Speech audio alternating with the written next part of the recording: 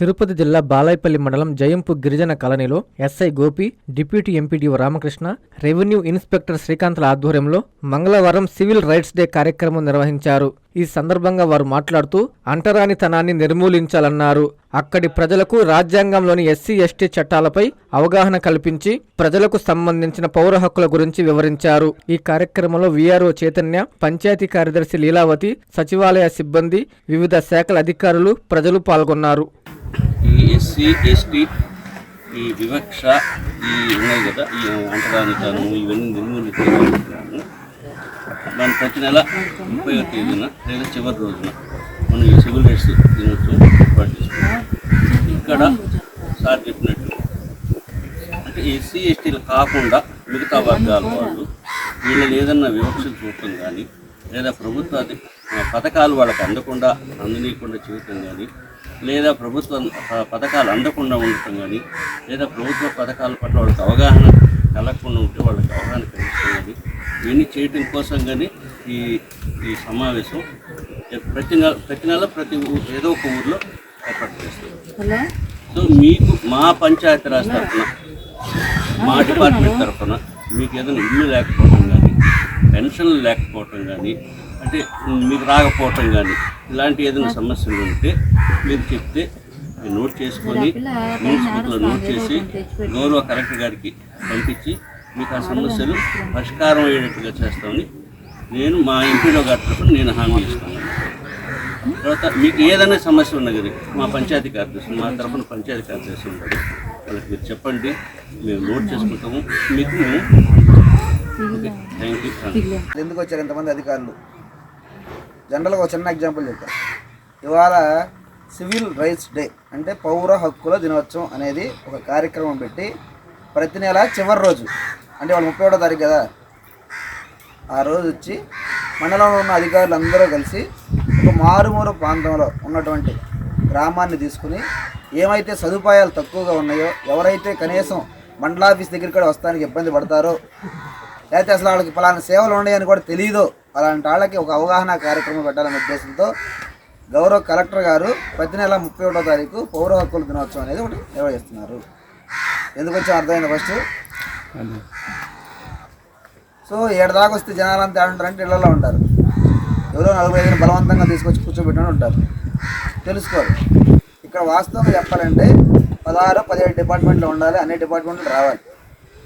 Rule నేను కానీ police శాఖ నుంచి మేమేం జరుగుతుందో పోలీస్ శాఖ నుంచి చెప్పాలా, రెవెన్యూ అఫీషియల్స్ రెవెన్యూ విషయాలు చెప్పాలా, మీకు ఎలక్ట్రిసిటీ ప్రాబ్లం ఉంటే ఎలక్ట్రిసిటీ, వాటర్ బాగోకపోతే వాటర్ లేదని, పిల్లల స్కూల్కి వెళ్ళబోతున్న విద్యాశాఖ అధికారి,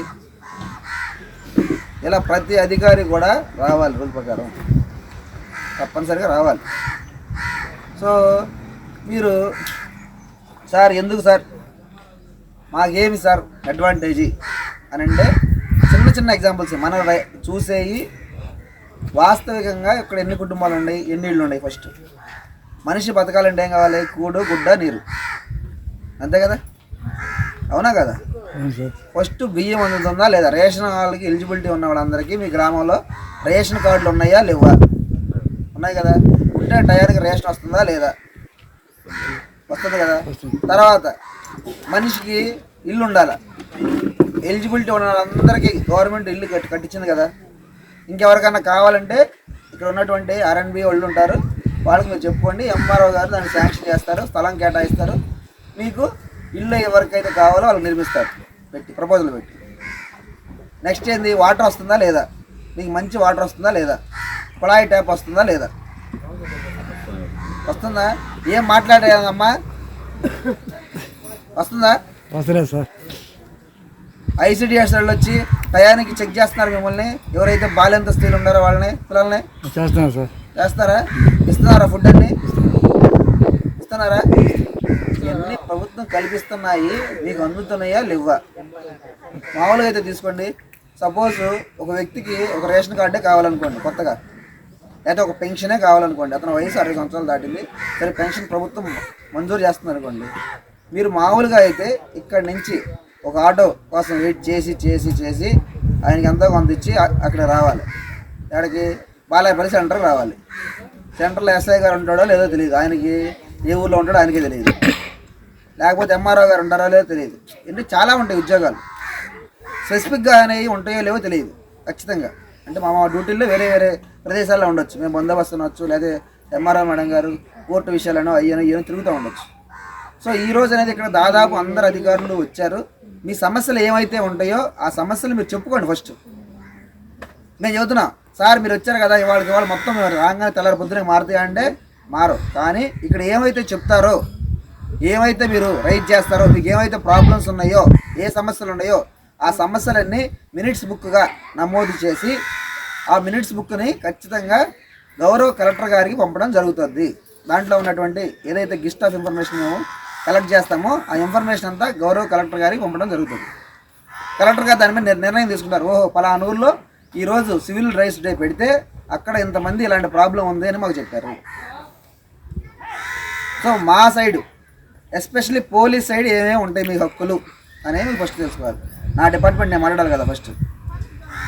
సో ఎవరైనా సరే other than ST persons, SC are ST persons, SC ST కాని వారు ఎవరైనా సరే మిమ్మల్ని దూషించినా, మీకున్న పొలం లాక్కున్నా, మీ ఇంటి దగ్గరికి వచ్చి ఇచ్చేసినా, లేకపోతే మిమ్మల్ని ఓటేయొద్దన్నా, లేకపోతే మీకు ఏమైనా రావాల్సినటువంటి ఏమైతే ఉన్నాయో అలాంటివన్నీ ఏమైనా రాకుండా ఉన్నా, మీ మీద దాడి చేసినా, గాయపరిచినా, మిమ్మల్ని అడ్డుకున్నా, ఏమి చేసినా, ఐపీఎస్లో ఉన్న ఎన్ని అఫెన్స్లు అయితే ఉన్నాయో అన్ని అఫెన్స్లు ఏం చేసినా సరే వాళ్ళ మీద మీకోసం ప్రత్యేకమైన ఒక చట్టం ఉంది.